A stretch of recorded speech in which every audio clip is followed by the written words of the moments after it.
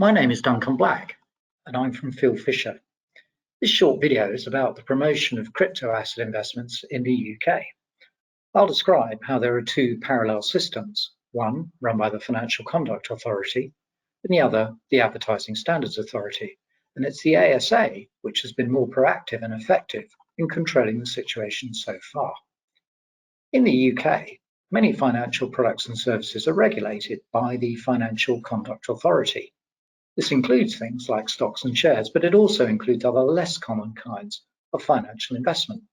For example, some investments like classic cars or buy-to-let property are not regulated at all. When it comes to crypto assets, the position is complicated because it depends on the kind of crypto asset. Most crypto assets are not regulated investments, and separately, the promotion to potential investors of most kinds of crypto asset doesn't fall within the FCA's financial promotions regime.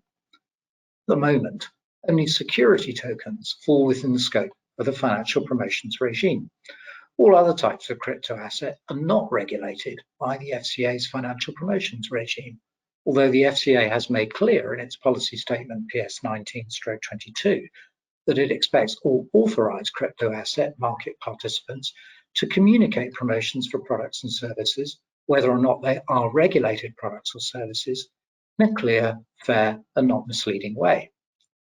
Having said that, the financial promotions regime is very likely to be extended to cover other types of crypto assets, i.e. on top of security tokens, in the next year or so. It's not at this stage proposed that these unregulated assets should be brought within scope of regulation, just the promotion of them. The new rules will likely cover crypto assets which are both fungible and transferable.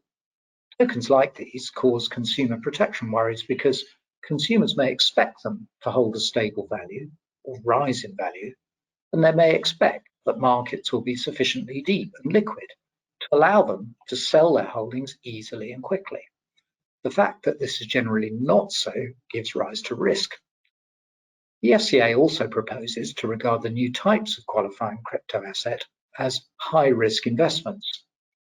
Additional restrictions require that promotions of a qualifying crypto asset can only be made if the recipient has been categorized as either a certified net worth investor, a sophisticated investor, or a certified restricted investor. So most retail investors won't qualify. It's worth noting that the FCA proposes to introduce a new rule for approving promotions generally, whereby it's only authorized firms with relevant competence and expertise can approve or communicate financial promotions. But there are currently very few authorized firms with the necessary expertise to do this, so there will be a bottleneck. If we look, on the other hand, at the Advertising Standards Authority, it has, however, been more quick off the mark in controlling advertising of these products. In February 2022, the Committee of Advertising Practice, abbreviated to CAP, issued guidance on how the CAP code applies to adverts for crypto assets. The key messages are that advertisers must make clear that crypto assets are not regulated by the FCA or protected by financial compensation schemes. They must make clear that profits may be subject to capital gains tax, and they must make clear that value can go down as well as up. They mustn't take advantage of consumers' inexperience or credulity. This was followed up by an enforcement notice issued by ASA in March 2022, requiring advertisers of cryptocurrencies and crypto exchanges to make sure all their ads were compliant by 2nd May, failing which enforcement action would be taken. Two recent examples of enforcement include: first, in May last year, the ASA ruled against Luno Money Limited, a cryptocurrency exchange service. Posters for Luno, seen across the London Underground and buses, featured a cartoon image of a Bitcoin with text that stated, "If you're seeing Bitcoin on the Underground, it's time to buy." ASA said it was likely to have been seen by consumers who would expect that the exchange of Bitcoin would be regulated, with legal protection in place for investment activities, when it wasn't. Also, the statement, "It's time to buy," gave the impression that Bitcoin investment was straightforward and accessible, when in fact it's volatile and risky. The second example was in December 2021, where the ASA held against Arsenal Football Club in relation to a web page with the title AFC Fan Token, Everything You Need to Know. In order to buy AFC fan tokens, you needed to purchase the cryptocurrency Chiliz.